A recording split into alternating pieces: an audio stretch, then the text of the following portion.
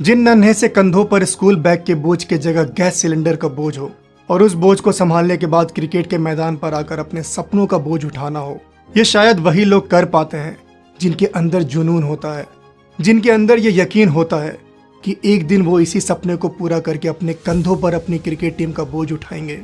ये कहानी है जज्बे की, ये कहानी है हौसले की, ये कहानी है यकीन की, और ये कहानी है रिंकू सिंह की।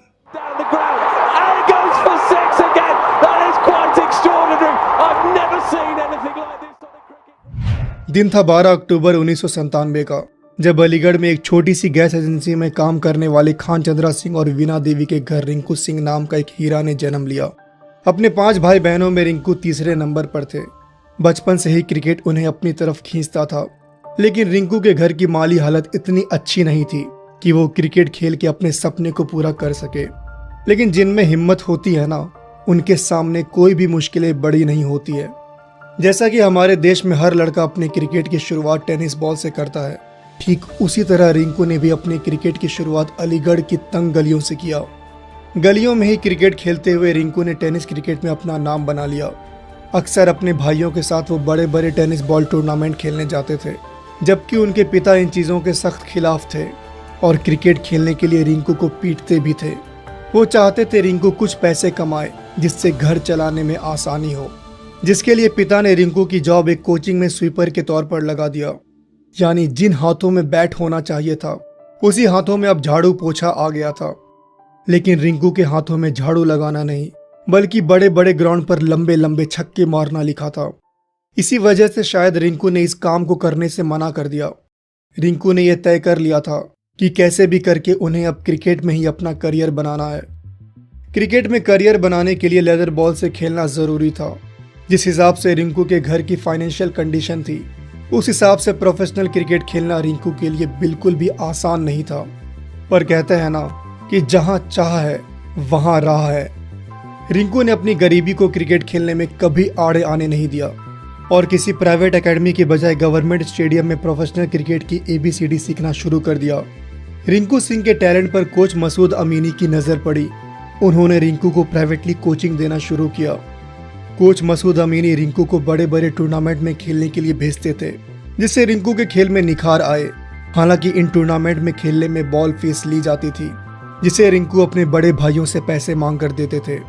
एक बार कानपुर में किसी बड़े टूर्नामेंट में खेलने जाना था। इस टूर्नामेंट में पार्टिसिपेट करने के लिए 1000 रुपये की जरूरत थी। ऐसे में रिंकू की मां ने उधार मांगकर बेटे को कानपुर खेलने के लिए भेजा। रिंकू की मां और भाइयों ने हमेशा उन्हें सपोर्ट किया, जबकि पिता को रिंकू का क्रिकेट खेलना फूटी आंख नहीं सुहाता था।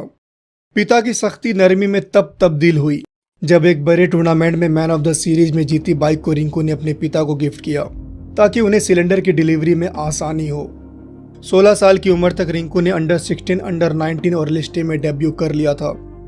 इन सभी फॉर्मेट में रिंकू ने जबरदस्त परफॉर्मेंस करके IPL की कई फ्रेंचाइजी का ध्यान अपनी तरफ खींच लिया था। साल 2017 में पहली बार किंग्स 11 पंजाब ने रिंकू को 10 लाख के बेस प्राइस पर खरीदा।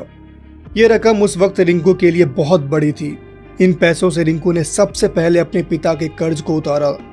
वहीं 2018-19 का रणजी ट्रॉफी सीजन रिंकू के लिए दमदार रहा। इस पूरे सीजन में रिंकू ने 10 मैचेस में 953 रन बनाया। रिंकू की जिंदगी में एक बहुत बड़ा बदलाव तब आया जब KKR ने 2018 में 80 लाख में उन्हें खरीदा।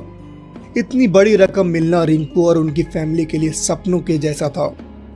रिंकू ने IPL कॉन्ट्रैक्ट से मिले इस अमाउंट का इस्तेमाल अपने फैमिली के लिए अच्छा घर खरीदने में लगा दिया। जिस तरह कोई भी खेल खिलाड़ी के बिना अधूरा रहता है, ठीक उसी तरह खिलाड़ियों का करियर भी चोटों के बिना अधूरा रहता है। 2021 एक ऐसा साल था जो रिंकू के क्रिकेट करियर के लिहाज से बिल्कुल भी अच्छा नहीं था।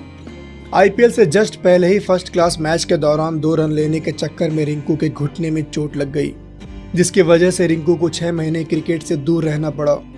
इस दौरान उन्हें IPL के फर्स्ट फेज से बाहर होना पड़ा।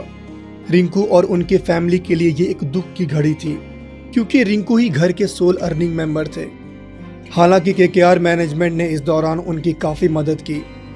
रिंकू के टैलेंट पर भरोसा जताते हुए अगले ही साल मिनी ऑक्शन में KKR ने उन्हें 55 लाख के अमाउंट पर दोबारा खरीद लिया। रिंकू की कहानी वाकई किसी फिल्म की कहानी जैसी है। आईपीएल में एक ही ओवर में 5 छक्के मारकर इतिहास रचने वाले रिंकू सिंह को देखकर ऐसा लगता है कि भविष्य में ये एक छोटे कद का बड़ा खिलाड़ी बनेगा। और हम ये उम्मीद करते हैं कि आने वाले समय में रिंकू नीली जर्सी पहनकर ऐसे ही कई इनिंग्स खेलकर अपना और देश का नाम रोशन करे।